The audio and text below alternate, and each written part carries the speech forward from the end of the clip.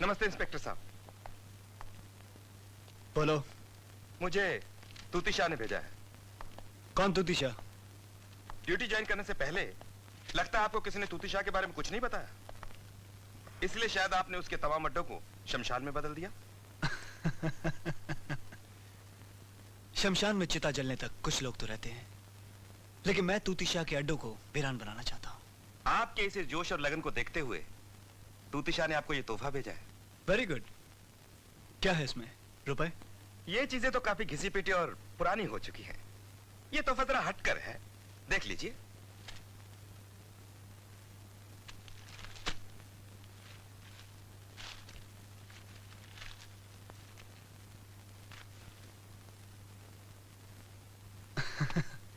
बहुत खूबसूरत है।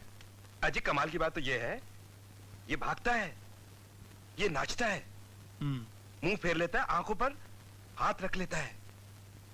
चाबी देने के बाद इससे जो चाहो करवा लो, और इसकी चाबी तूती शाह के पास है।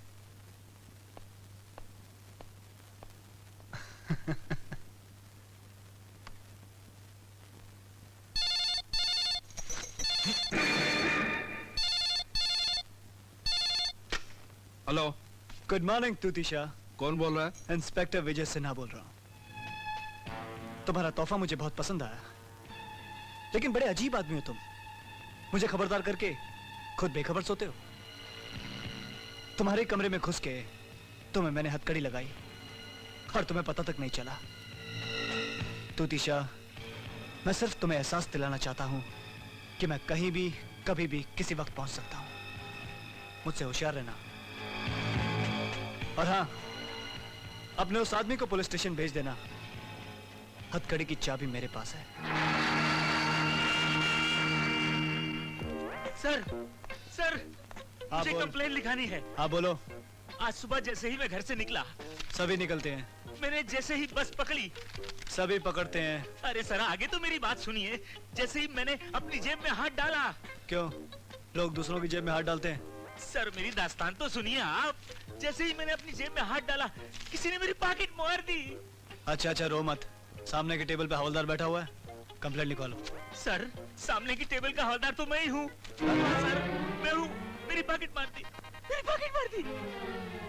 अच्छा अच्छा, तो जनाब आप हैं? हाँ मैं हूँ, मैं। वाह, आपसे अच्छी ड्यूटी तो उस पॉकेट मार ने निभाई है। एक काम करें, अपनी जगह उस पॉकेट मार को यहाँ ड्यूटी पर भेज दीजिए। कितने रुपए थे जेब में? पूरे 2000। अच्छा अच्छा, 2000। 2000। और कितनी तनख्वाह है आपकी? 700। हाँ, 700 और 2000 गड़बड़ है। आपके पैसे जहाँ से आए थे वहीं चले गए। सर, ये आप मुझे कहाँ ले जा रहे हैं सर? मैं आपको लॉकअप में बंद करने ले जा रहा हूँ। लॉकअप में? सर, गलती हो गई, माफ कर दीजिए। ठीक है, मैं आपको एक शर्त और माफ कर सकता हूँ। बताइए। आप जाके उस पॉकेट मार की तलाश कीजिए। सर, वो एक पॉकेट मार नहीं है। तो फिर? वो तो पूरे पॉकेट मारों की मंडली है। मंडली? मंडली है, मंडली है। ये ले छोटू, 500 रुपए। अरे ये क्या, हमको इतने कम, छोटू को इतने ज्यादा। चोरी के माल में हिस्सा बराबर होना चाहिए। अबे घनशू, आज अगर 2 पैक कम पी लेगा तो कौन सी आफत आ जाएगी? इस बेचारे का बाप बीमार है, जाकर दवाई लाएगा, कुछ खाने को देगा। साले, दारू पी पी के तेरे कलेजे के साथ तेरा दिल भी सड़ गया है। मुन्ना, ये ले रुपए, और कल अपनी बहन का स्कूल यूनिफॉर्म जरूर सिलवा लेना। क्या दीदी, सबसे ज्यादा मेहनत तो तुम करती हो और अपने हिस्से में इतने कम पैसे रखती हो। अरे अपन का क्या है, तुम लोगों के अलावा और कौन है दुनिया में? न बाप न माँ, सर पर एक छप्पर है जिसका किराया टाइम टू टाइम चला जाए, पेट भर जाए, बस और क्या चाहिए अपन को? अरे छोटू, चल भाग, जल्दी भाग। अरे अरे, कहाँ भागे जा रहे हो? माल मिल गया ना? ये साला घनशू सबको एक दिन बेवड़ा बना देगा, सुधरने वाला नहीं है। लगता है आज अच्छी खासी कमाई हुई है। अरे खाक कमाया, मेरे को लगता है हमारे डर से आजकल लोगों ने जेब में पैसे लेकर घूमना ही बंद कर दिया है। मुझे तो माल आज कुछ बहुत ज्यादा ही दिखाई दे रहा है। नजर मत लगा, तेरे पैसे मिल गए ना तुझे। चुप बैठ। आपने हवलदार का पॉकेट मारा, बड़ी हैरत की बात है। अरे मैं तो आईजी डीआईजी कमिश्नर के बट में मारने की हिम्मत रखती हूँ। वो तो एक बेवकूफ हवलदार था। लेकिन ये तुम लोगों की आवाज को क्या हो गया? अरे कहाँ जा रही हो? चलो हवलदार, इसे ले चलो। ठीक है, ले चलिए। आप लोगों को गिरफ्तार करने के सिवा आता ही क्या है? अरे आप लोगों ने कभी किसी चोर से उसकी मजबूरी पूछी है? क्या मजबूरी है तुम्हारी? जाओ, जाकर पूछो मेरी माँ की लाश से, जिसने तड़प तड़प कर 2 घंटे पहले दम तोड़ दिया। क्या? हाँ साहब, मेरी माँ पिछले 5 महीनों से बीमार थी। न इलाज के लिए पैसे, न खाने के लिए कुछ, और न कोई सहारा। मैंने अपनी माँ को रोज तड़प तड़प के मरते हुए देखा है। और आज फाइनल। आज उसकी चिता की लकड़ियां खरीदने के लिए मैंने पहली बार चोरी की और पकड़ी गई साहब। बस देखिए, उसकी चिता की आग ठंडी हो जाएगी, मैं अपने आप को खुद कानून के हवाले कर दूंगी। बहन, अब इस बुरी घड़ी में ये घड़ी काम आएगी। आप ले लीजिए। नहीं भाई, मुझे नहीं चाहिए। ले लीजिए, ले लीजिए। ठीक है साहब। हवलदार, हाँ। एक काम करो, इसे गाड़ी लेकर घर तक छोड़ो। नहीं नहीं नहीं नहीं, इसकी जरूरत नहीं है। नहीं नहीं, ये घर तक छोड़ दे। नहीं, मैं चली जाऊंगी साहब, शुक्रिया। हवलदार, तुम तो बड़े दयालु निकले यार। सर, एक दयालु ने मुझे ये घड़ी उसमें दी थी। किसमें?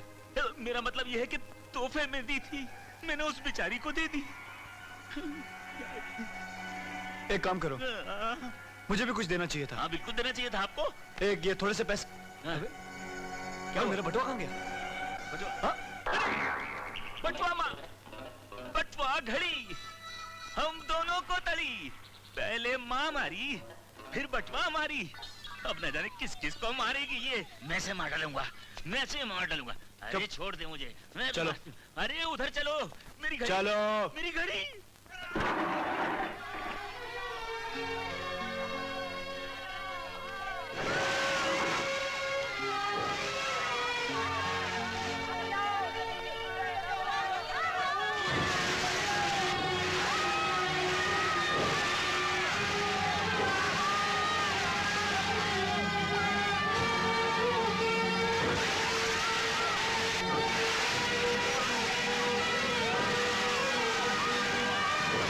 बख्शी जंग बहादुर ने बस्ती को जलाकर अपने ख्वाब को हकीकत में बदल ही दिया।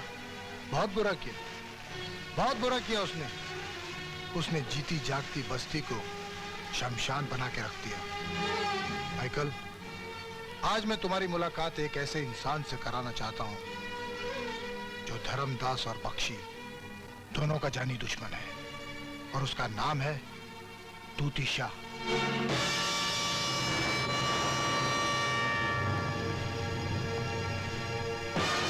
माइकल, ये है तूती शाह।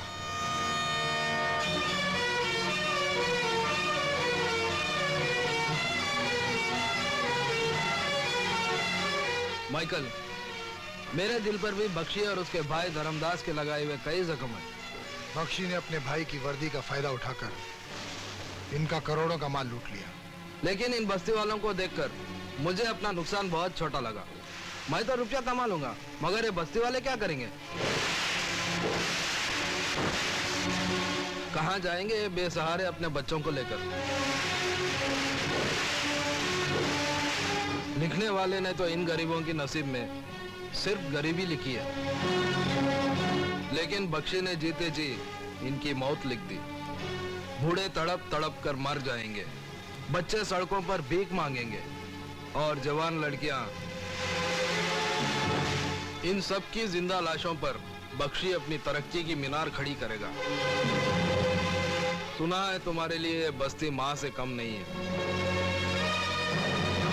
जिस माँ का तुम जैसा बहादुर बेटा हो, उस माँ का दुश्मन इस धरती पर नहीं होना चाहिए।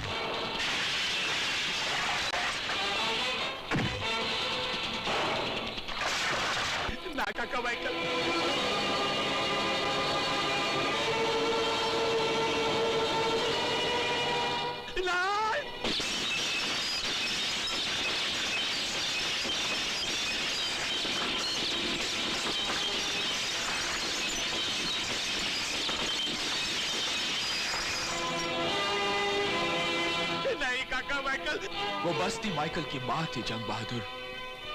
उसकी चीख पुकार सुनकर माइकल बहरा हो चुका है। उसकी बर्बादी देखकर माइकल अंधा हो चुका है। उसके दर्द को महसूस करके माइकल का दिल पत्थर का हो चुका है। अब वो इंसान नहीं, मौत बन चुका है। और उसका पहला शिकार है तू।